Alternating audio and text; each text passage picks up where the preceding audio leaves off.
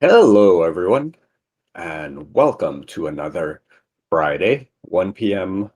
Eastern, recording on LinkedIn, YouTube, and Facebook. This is Breaking Into Cybersecurity, where we share the stories of individuals who have broken into the cybersecurity space within the last 5 years, and they're sharing their stories to you. Each guest shares their unique individual story. So if you're interested in following in their footsteps, you could pick up tips and tricks for them. Generally, you could pick up tips and tricks from everyone, but it kind of gives you a unique idea as to how different individuals have broken into cybersecurity. Today, we have Jeff Lynch, who went from a production technician to cybersecurity cloud engineer. And when you think production, we're thinking like manufacturing production. But I'll let Jeff talk a little bit more about that and get into his background. Jeff? Yes, it's great to be here, Chris. Yeah, so I worked at a biomedical production facility making treadmills for biomedical research, helping to measure gait and help develop prosthetic legs, Hmm. like how they get the force correct.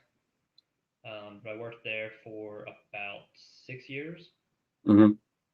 and while I was there, I worked on getting my degree in cybersecurity. Um, by the time I left there, I had my associate's degree from the state to focused in network security, minoring in cybersecurity, and I was halfway through my bachelor's in IT. Wow. Um, So did a little bit of continuous education along the way. I love that. Um, just welcoming some of the guests that we have. Paul Cummings says, that's my Padawan. Simon Litstead said, hey, everyone. Sharon says hi. Danielle says hello. Isaac says hi, all. Simon says, great idea for a show. Thank you. So let's talk about, so you're manufacturing treadmills. What got you interested in cybersecurity that you wanted to go pursue a degree? so my dad actually was a Microsoft teacher Okay. for a couple of years, but he's always been in IT. Um, and I've always been in electronics, soldering, and manufacturing, and found out that IT would be easier to switch to since my parents or my dad's history and stuff like that. Hmm. And I finally grasped into security when my parents got hit by a major credit card hack, and that impacted us pretty bad that year. I think it was the Target hack back in 2012. Okay. Um, but ever since then, I've been into cybersecurity. I've liked the idea of protecting and securing environments. Okay. So let's talk about that hack. So that hack was, if I remember the story correctly, a HVAC technician for Target had a compromised machine that was then connected to the Target network, and it then was able to pivot to the card reading machines at the registers and be able to exfil all that information. How did that hack affect your family? Basically, took a lot of money from us. And back then, my it was only my dad working, and he was still kind of getting his feet in IT. Hmm. Um, and yeah, that impacted us pretty badly. Um, and ever since then, I've always wanted to protect against hacks like that. Yeah, that definitely sounds like a great motivation. Um, so let's go back to your education. So you're doing your bachelor's online, night school. Like, how are you doing this while you're still in your manufacturing role? Yeah, that was a juggle. So when I was still working in production. I was working 6 a.m. to 2 p.m. and taking classes at Columbus State in the afternoons, evenings, whatever I could, plus online. I was doing 5 classes per quarter, I believe. Wow. Yeah. And then after that, I started doing Franklin, and there were some mandatory classes to be in person, but the rest of it was online. So I basically, my wife always joked saying I never slept.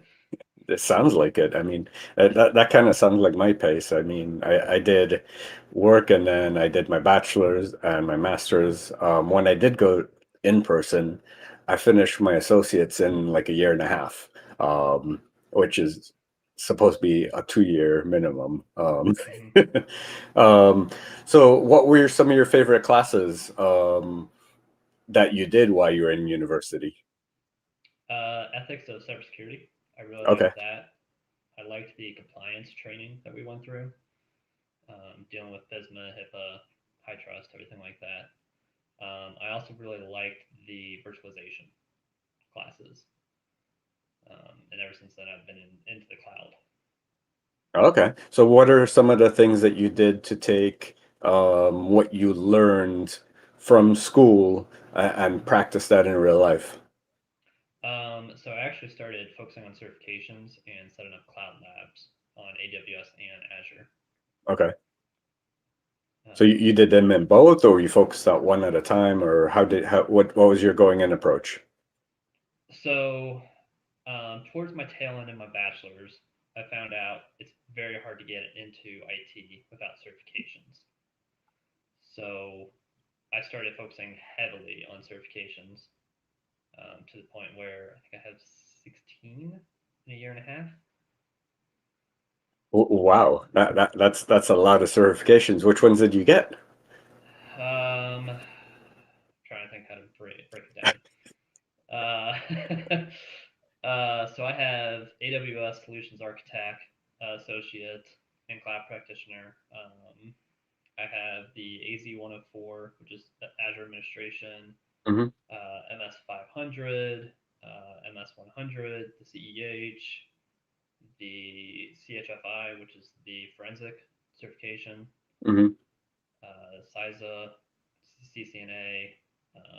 The list just basically keeps going down. Wow. And you did all of this while working your production job, doing your bachelor's, and doing these certs. So I quit my production job right before I started my certification training. Okay. So Um, at least a little break, right? yes, it's just slightly, but yes. So now let's talk about your journey from production. What was the next step from there? So then I started working at a printing firm as a desktop specialist technician. Okay. Kind of escalated version of help desk, but more of a assistant to sysadmin role. I was there for about a year and finally moved on to Veeam, backup replication Okay. company. And I did that for about 8 months. And at that point, I finished my bachelor's and I started collecting certifications. Um, and after that, I went to the Department of Defense, working as a network engineer. And while I was doing that, I finished my master's degree in 30 days and then finished more of my certifications. Wait, in how many days? Yeah, yeah, 30. How's that possible? So 9 courses, and it was do it at your own pace.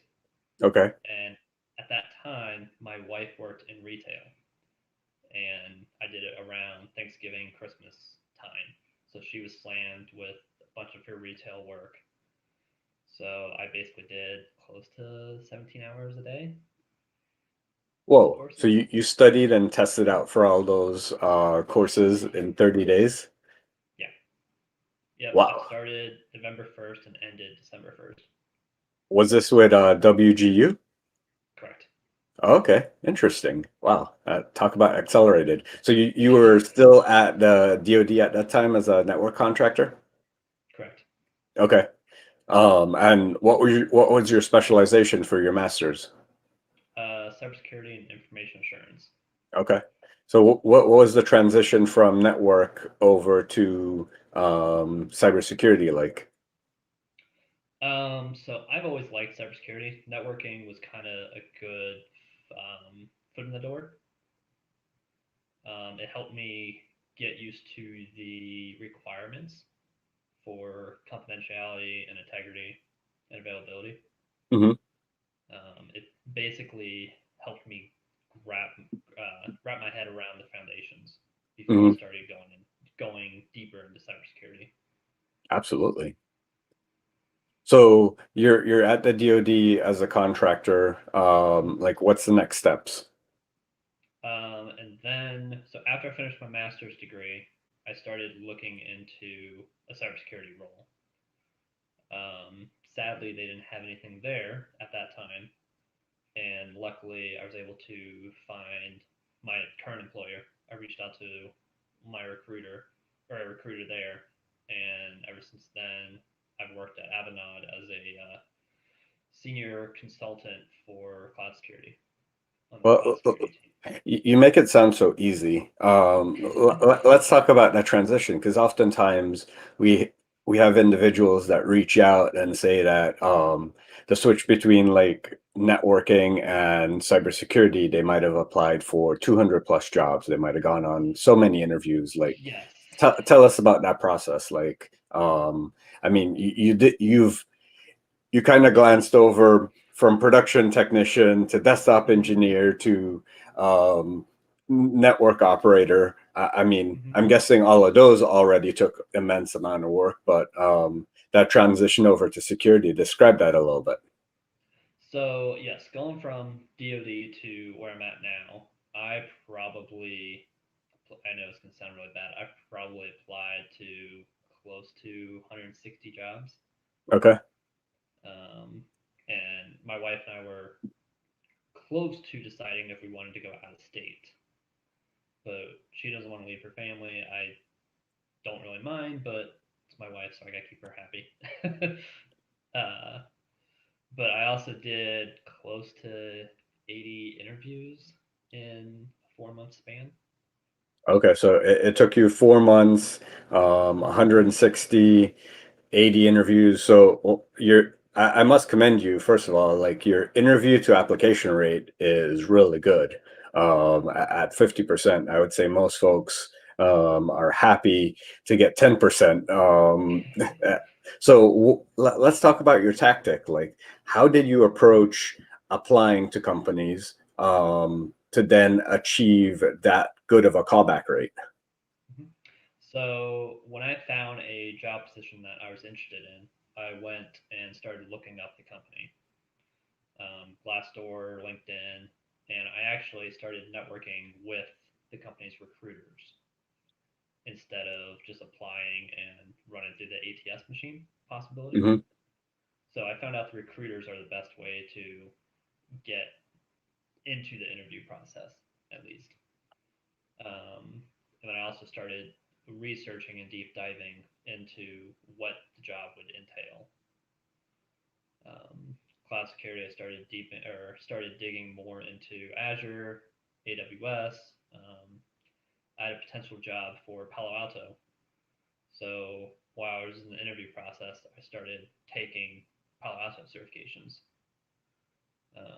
to the point where I was one of the first out of 100 to get the Palo Alto automation certification. Wow. Yeah. And Um, this was before you got an interview? yes. So do you think that increased your chances of getting an interview, or did you get an interview after that? I did get an interview, and the process just was taking too long. Yeah. It's a very long process, especially with COVID. It adds exceptions. It did help, but also my lack of experience started getting the become the problem more than anything. I didn't have any security experience. Well, let's take a quick break and look at some of the comments. Paul Cumming says, Jeff has been an example in our Discord server of what determination can bring you. Definitely sounds like it. Dane says, hi all, glad I was able to catch this. And then Pierre Brown says, great story. Well, let's talk about that. So you said that you didn't have much security experience, but Mhm. you've been doing help desk, you've been doing network operations. Did you highlight, say, some of the security things that you've been doing in those roles when you were interviewing? So, yes and no. So, the major issues that I had was I had the certifications, but Hmm. not the experience behind it. They started questioning why do I have the CEH but no security experience? Or why am I attempting for the CISSP without having the experience requirements? Hmm. Um, And did you speak to, say, securing workstations in your roles, or working on network segmentation or network control lists? And did you like mention that as part of some of the experience that you feel that you have in those areas? I did. The major pitfalls that I had was when I got thrown into a simulation test where I actually had to start digging into a Linux machine, Okay. which, to be frank, I know nothing about Linux. It's not my forte. PowerShell scripting is not my forte, and I know that's supposed to be hand to hand with cybersecurity. Um, That's interesting that you got a automation cert, but you're not good in scripting. yeah, it was more with Cortex Okay. and their product, but Okay. yes, I try to deep dive into whatever I can, Hmm. but scripting I just never been able to grab. It's I, like I would say I feel seen because I'm one of the same things. Like I could look at a JSON code and figure it out, but do you want Mhm. me doing infrastructure as code? Probably not. I could copy and paste it. Yep, that's how I am. Yep, exactly. Okay, so you're hitting these roadblocks, and let's keep going. So, what else did you do? Because I mean, like a 50% callback rate, that's really good. So you shared some great tips before, where you're networking with recruiters, you're digging into the different technologies that they mentioned in the job descriptions, even getting certs in those areas. What else did you do? I also started branching out my network. I connected with people like you, people that help people transition into cybersecurity. I started joining more Discord channels. I also cleaned up my LinkedIn and started to be more active on there, and that helped the most. LinkedIn is a huge helper for jobs in IT, at least. Well, let's talk about that. What do you mean what you cleaned up your LinkedIn? What did you do to your LinkedIn profile and or your feed, or what did you do? Let's be tactical here. So I started to add more details into my job description, started adding all my certifications, my education. I added the classes under my education so they kind of could see what I've taken. Hmm. And then I've started to expand my network as well. Um, Instead of, like, I used to be hesitant about sending random connection requests to people Hmm. because I treated it like Facebook before. Even though I didn't treat it like Facebook, I just kind of avoided it. Yeah. And now I've noticed that, hey, I actually do have to network. Um, And how do you go about networking? Do you just send a connection request and that's it, or what's the follow up after that? so depends on who I'm sending it to. If it's a recruiter, I try to send a personalized note. If it's just a random connecting person, I send a request, but then after they accept, I send a thank you, Hmm. and I try to kind of talk to them and see if they're like what they've been up to and what they recommend, or if there's anything I can help with. Okay. Okay. One of the questions from the audience is, what was your motivation for accomplishing everything in such a accelerated timeline? So my big motivation was my wife. I'm trying to provide a lifestyle that my wife and I can be comfortable with. Um, where I'm not a fan of pinching pennies or working till I'm dead, basically. Mhm. Um, so the big problem right now is I have to try to balance work life balance. She always yells at me for being on my phone looking at more certifications. I'm hoping to do 6 more this year, but I don't know. Wow, that's interesting. So for the rounds of interviews of that 50% rate, let's talk about did you go through rounds two, three, four? Like give us more details about that, which is a question from China Haley.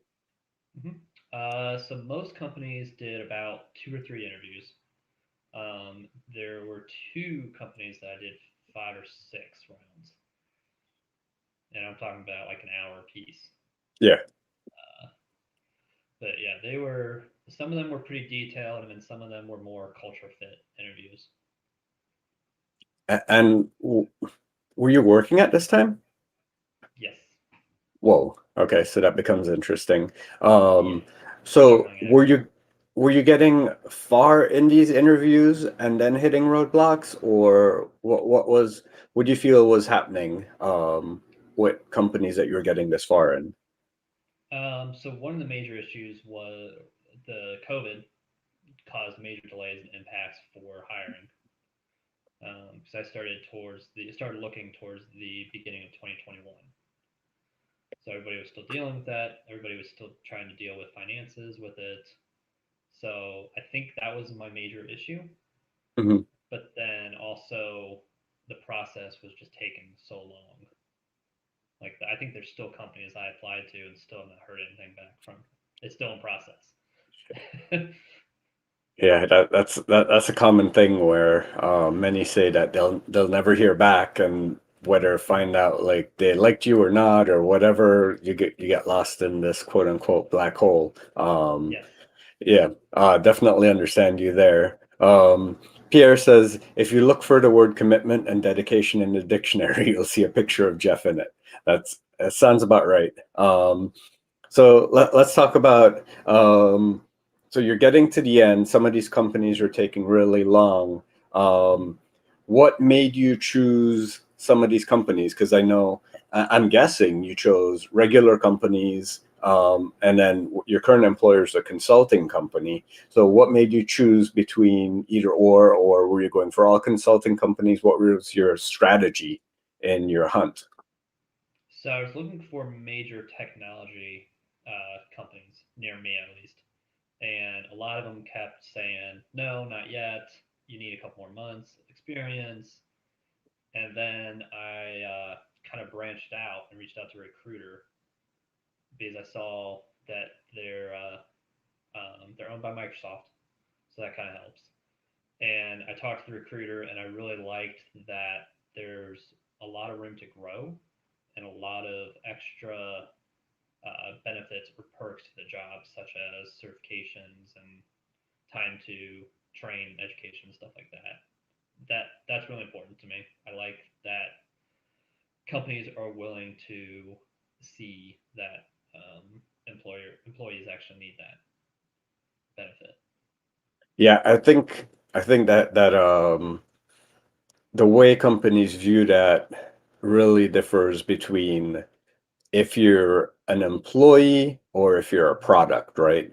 Yes. When you look at the consulting space, you're essentially their product. So to advertise to a potential customer that you have someone that is experienced in everything from Palo Alto, Azure, AWS, that you could come in and kind of tackle a little bit of everything.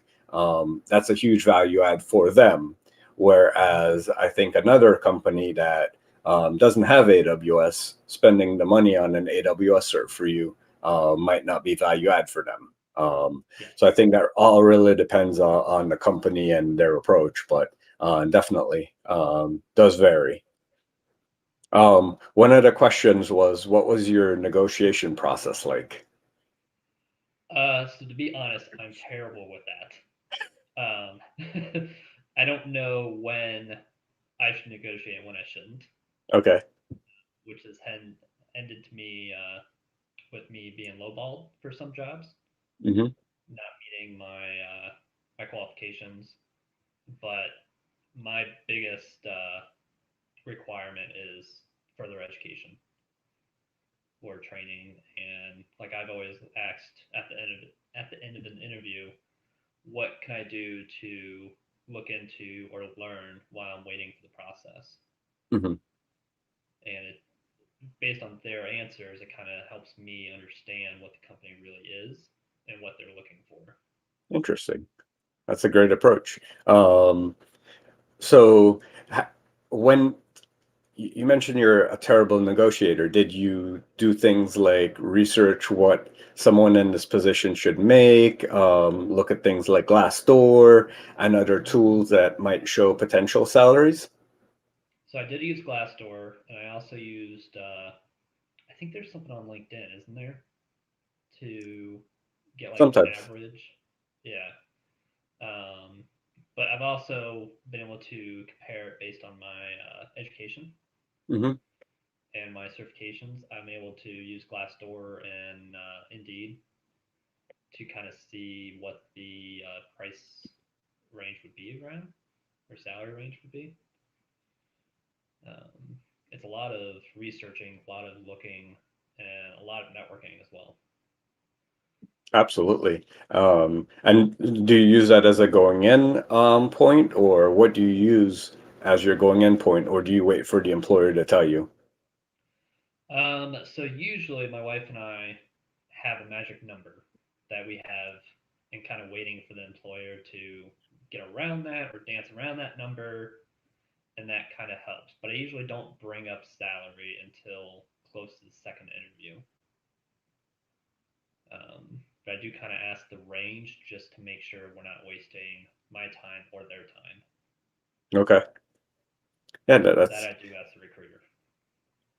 yeah, that's definitely one approach. I know some people ask that number up front so that you don't waste that 1 hour or that 2 hours of that first Mm-hmm. interview. But definitely doing the first interview at least gets you interested to see if you're really interested in the company. And would you go below that magic number if it was a really interesting company? I would, and it all depends on the extra benefits like further education, training, room to grow. There's always a way to compensate for salary, and some companies can do it extra vacation, work-life balance, and Absolutely.